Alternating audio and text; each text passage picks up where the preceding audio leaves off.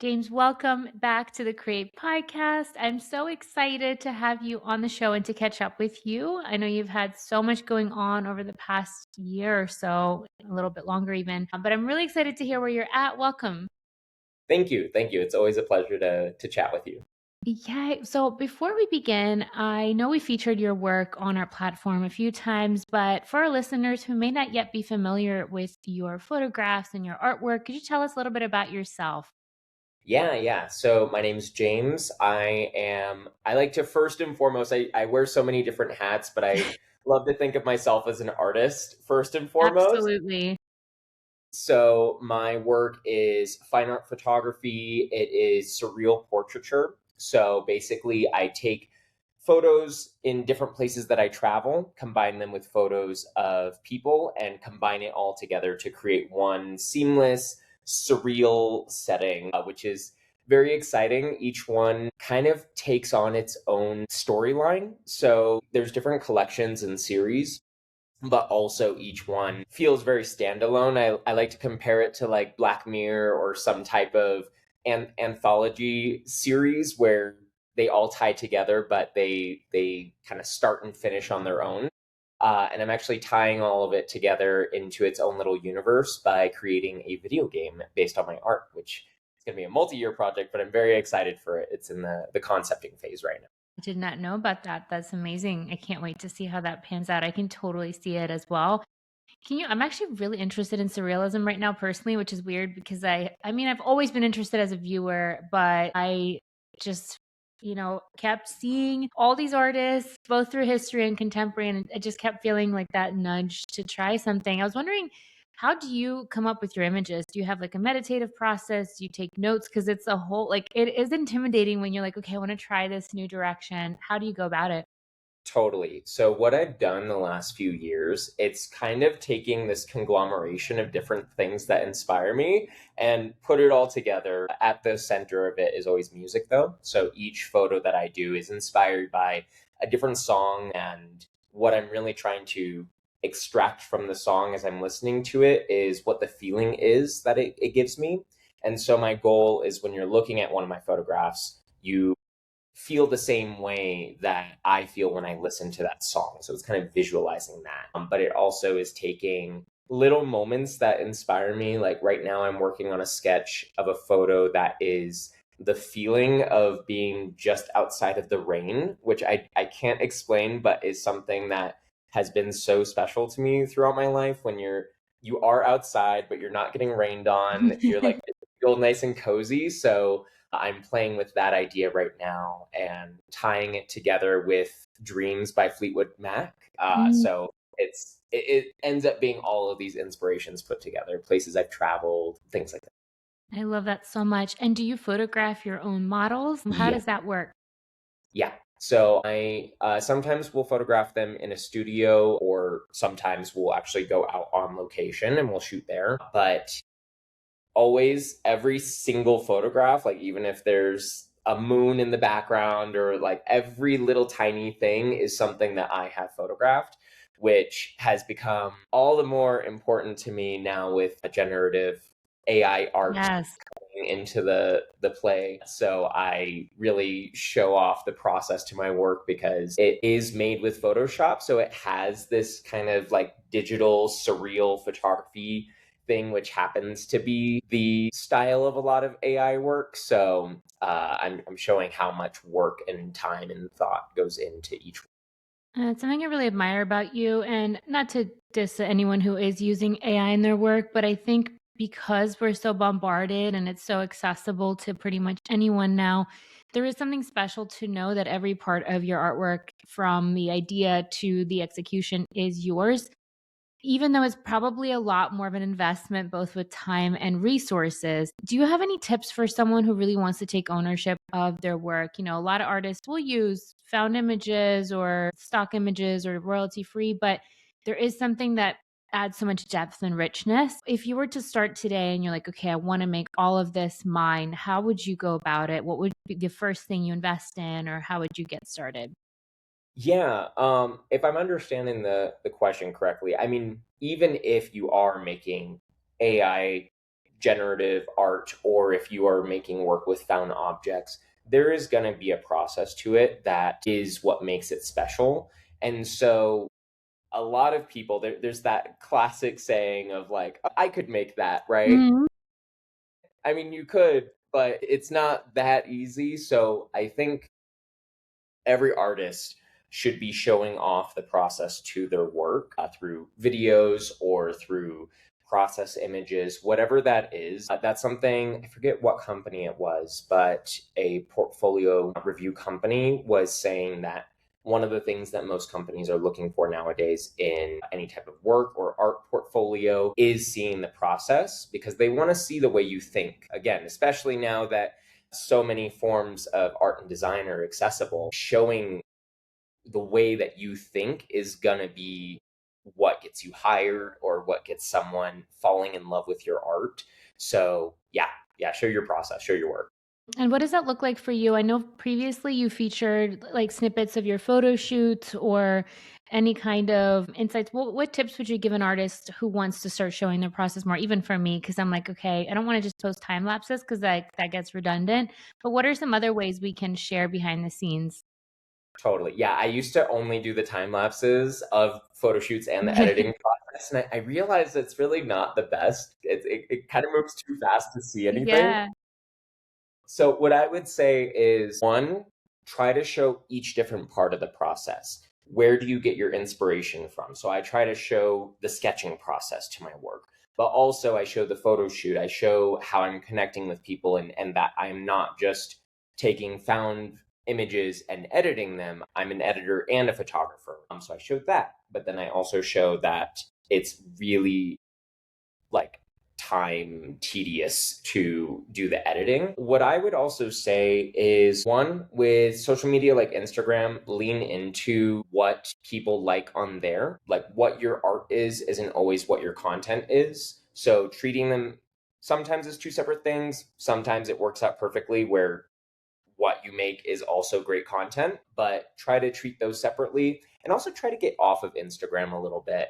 Something that I'm actually launching this week is a newsletter series where I'm diving deeper into the backstory of certain artworks. So each newsletter is just talking about like where the inspiration came from for that image, that artwork. Also, how did the photo shoot go, the successes and failures of it, kind of these little nuances that would never make its way to Instagram because it's just not where anyone's going to pay attention.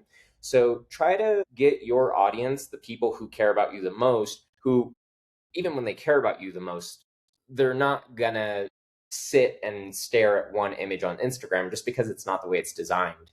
So try to get them off of Instagram onto your website, onto your newsletter, any way that they are going to get to know you better. Because when you're on your website or newsletter, they are now in your universe. They're not in the Instagram universe. So yeah, get them off of Instagram.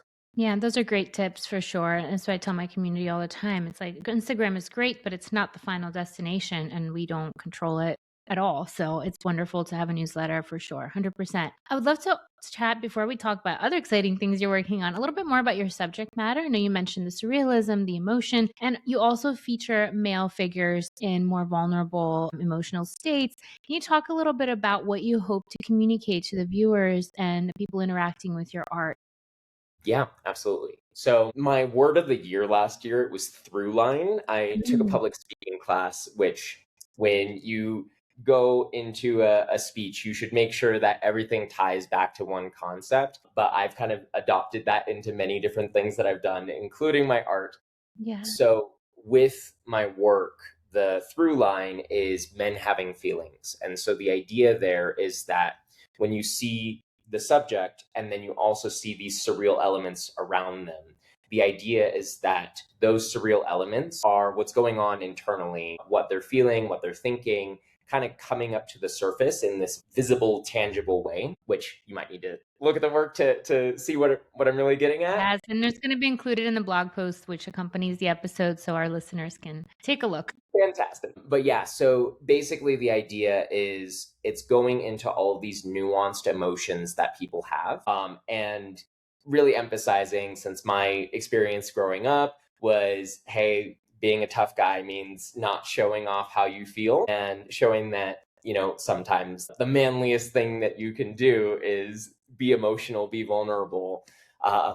Poses that my figures are often in my photographs are very vulnerable, they're very sensitive, but it's trying to go into this entire nuance of different emotions. I'm also working on a coffee table book of my work right now, where each photograph has a different emotion assigned to it. So it's sort of like an encyclopedia of emotions, where each photo is showing off, like, what does that nuanced emotion look like if you were to put it onto a person. I love that so much. And there's so much power in being able to identify our emotions. When I got certified as a coach, that's one of the things, the basic step is for someone to be able to name what they're feeling. And I think that's lacking. And I'm sure in the male community, that might even be more of a thing because you're not even allowed to acknowledge. Or now I think the rhetoric is changing a lot more, but traditionally speaking. So that's amazing. I can't wait to see your book. It's going to be beautiful. Now, speaking of emotions and kind of pivoting a little bit, when I know you and I both share this, we wear many hats. And I think that being an artist is all about feeling the feelings, communicating them through our medium, being very sensitive and open. And then the other side of life is business. And you are someone who co founded Super Fair, Super Fine Art Fair previously. And now you have a new venture. How do you balance the two? And I would love to hear a little bit about how it came about that you started these ventures as well, because I think so many times artists resist, and not everyone's meant to build a business. Arguably, our art is a business, but that's a story for another day. But you went into this direction, and I'm curious to hear how this happened. What inspired you, and what gave you the courage? Because I think as artists, sometimes we're like, just stay in your lane, make art. Yeah, so I'll talk first just a little bit about my own way of thinking, and then also this new venture that I started a couple of months ago. So, as far as when you have to balance making art with the business side of your art, sometimes it can be very discouraging, where it's like, okay, why can't I just make art and people flock to me and they love it? Unfortunately, it's the same with putting up a website. I make websites for a lot of different people, and it doesn't end there when the website is done. No one will know your website exists unless you kind of broadcast it and invite people to it and advertise it, whatever routes you're taking for that. But the business side is inevitable. It's just, as far as the word marketing goes, right? It's making a market. It's turning a website that has images, text, and buttons on it into a place that has not only you as the seller, but it also has buyers. Without buyers, it's not a market. It's a website. So you do need to have that side. Now, the way that I turn it into a positive, which I love doing in Yes. general, the way I turn it into a positive is, let's say you decided, okay, I'm going to make my art, but I really don't want to dive into the business side of it because I don't like it. Well, if you're not succeeding with your art, then okay, what's the other option? Is getting kind of like a day job, right? Well, why not make the business side of your art your day job Yeah, and treat it as two separate things? I love that. Yeah, so that's the way that I try to look at it.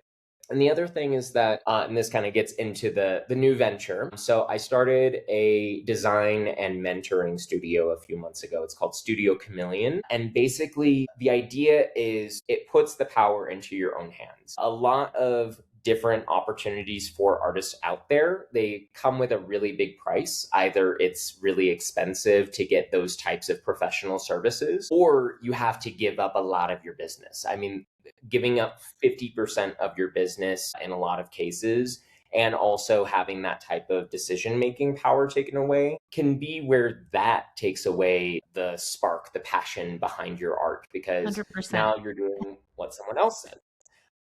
So the idea with Studio Chameleon is it's offering services that, yeah, maybe you as an artist, maybe you're pretty good at social media, but maybe graphic design you just can't touch, or maybe it's the other way around.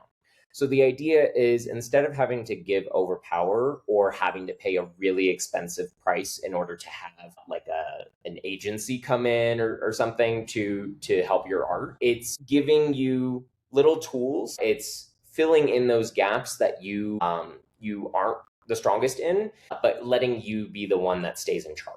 So that's Mm. the idea behind Studio Chameleon. It offers monthly mentoring services. It offers a la carte design services. There's packages if you're getting ready for an exhibition, or if you want your schedule on social media kind of outlined for you. It's also very much the idea of of teaching someone how to fish, not giving them a fish. So empowering them to take things on themselves. Those are some great examples of things that artists definitely need. And I also just love, I want to go back to your reframe of like, I don't want to do this. I don't want to post. I don't want to sell my, whatever.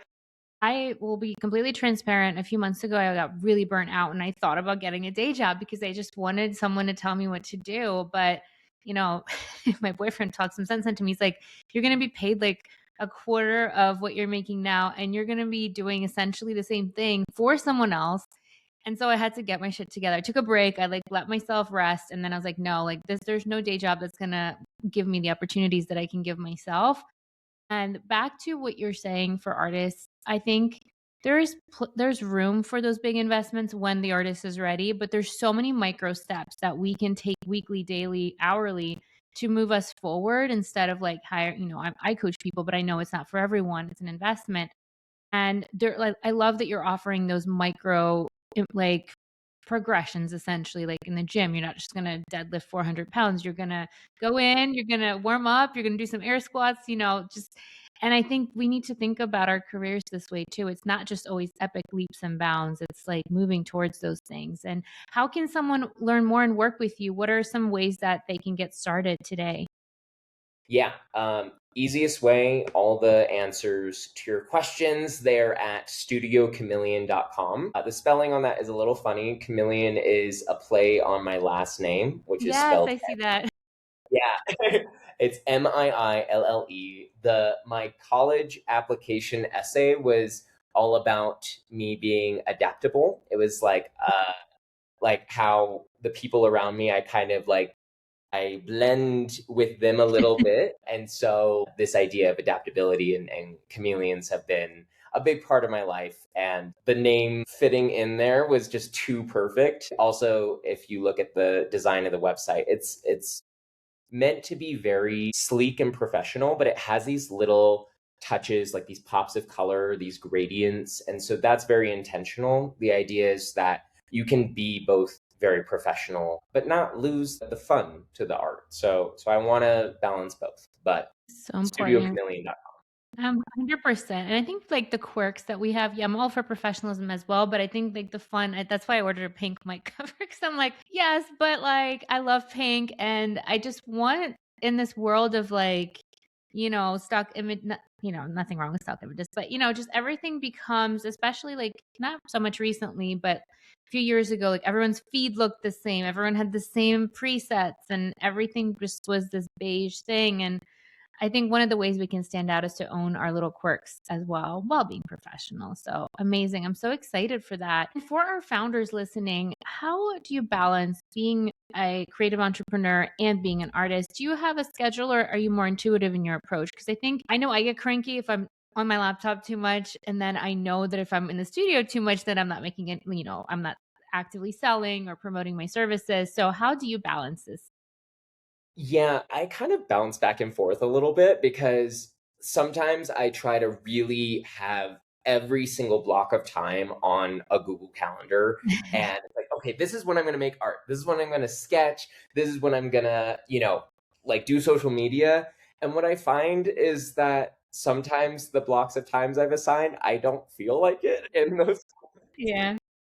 and so it's a challenge. I think that what recently has worked well for me is if you don't feel the drive to work on your art in those times that you have available, like if you're just kind of like, I would rather chill out. I mean, chill out in that moment, but also on the other hand, try to see if there's like something missing as far as the drive behind your work. Because I know if I really feel like sketching, like if I have an idea in my mind, I will sit at 11 p.m. instead of going to bed or instead of watching a show. I will sit down and put my music on and sketch something out.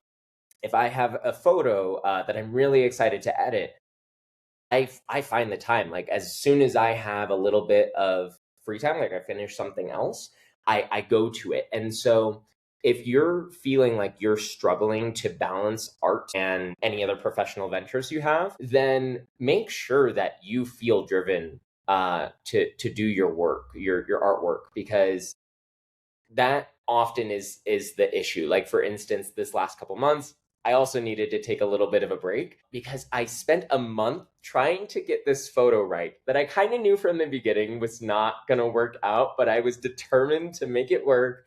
And so Been I there. was yeah, and so I was just dreading editing this photo. I would finish it and I'd be like, that's not good. I would completely change like the composition of it. I'd make it horizontal instead of vertical, and it was a nightmare. And at the end of a month, I was like as done as I could be, and I was like, this is not going on my website. It's not going anywhere. I'm not selling this. So, but I kept putting that off. Now the next photos I have, I'm super excited about, and so I am finding those pockets of time. Um, Mm. make sure That's you're so excited. important. I was just thinking about that too because I had like 2 or 3 paintings. Just I'm gonna sand them down. Like I would, it was since December that I started them, and I just couldn't. I'm like, they're dead. They're not. I'm just gonna move on. And I think that's one. And I found myself not wanting to go into my little studio, and I'm like, oh, it's because this is over. I need to move on to the next thing and get excited again. So I love that so much. It's so important, and nothing's ever wasted because I learned exactly what not to do next time. And 100%. Yeah, there's like certain things, just little things like about composition or about like where my starting point is with an idea that I was like, okay, well, I'm not doing that again. So yeah, it's at least a big learning lesson. Oh, James, well, this was so wonderful. I'm so happy we got to reconnect, and I'm going to make sure to include the link to your new platform as well as your beautiful art. What's coming up next for you? I know you have some exciting things in the works. Oh my gosh, so many things. But the biggest piece of news is so I've been living in Mexico City for the last 3 years, but I am moving to Oaxaca City in a Wow. month, which is it's not that far, but I've never been to Oaxaca, so I'm really excited for it. And then I'm kind of shifting over to this nomadic lifestyle, so I think I'm gonna be moving around every few months, which there's certain personal reasons I'm excited to explore. Like usually my boyfriend and I, we go on an adventure day every Friday, but we've we've gone on a lot around Mexico City, so it's exciting to go somewhere else. But besides that, there's different places I've wanted to take photos. There's different models that I've wanted to shoot with around the world. And also, as far as exhibitions go, we have this exciting idea for basically replicating the Bonobos clothing business model of what they do. I'll make this very quick, but basically their stores, they do not have everything stocked there, and so they're able to make their costs less expensive and pass those savings on to you as the buyer by having one of each size of thing available to try on, but not one of every color. And so you have to order things, so they're not loading their stores up with inventory that's costly to keep there. And for me, it's always really expensive to produce an entire exhibition of photos. Even Yeah. when I sell a lot, I usually maybe break even. So we're doing this model where it's like projecting to scale the different artworks, having like a portfolio of each print in the small size. So kind of replicating this model that it's just an entire exhibition fits in a suitcase. So I'm really Wow. excited for That's so that. And smart. yeah, and gonna bounce around to different places with That's that. amazing. And actually, so relevant. I just had a call with an artist who's traveling every year at least. And, she's a painter. So that's a little bit more challenging. But there are creative ways where we can still connect with our audience and we don't have to carry all of our inventory with us all the time. So I love that. Thank you so much for sharing, James. And I'm so excited to see what's next and all the adventures that you're going to go on. So amazing. Thank you. Well, thank you so much for being on the show. And I'm so excited for our listeners to check out your work and your new platform. And congratulations on everything. Thank you so much, Kat. It was great to be here.